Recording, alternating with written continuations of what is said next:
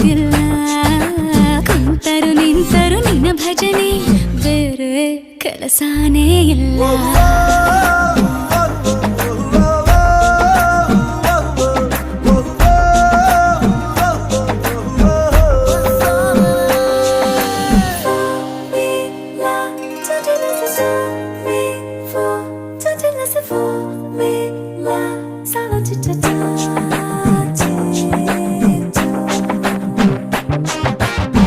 ದಿನ ರಾತ್ರಿಯು ನಿಲ್ಲದೆ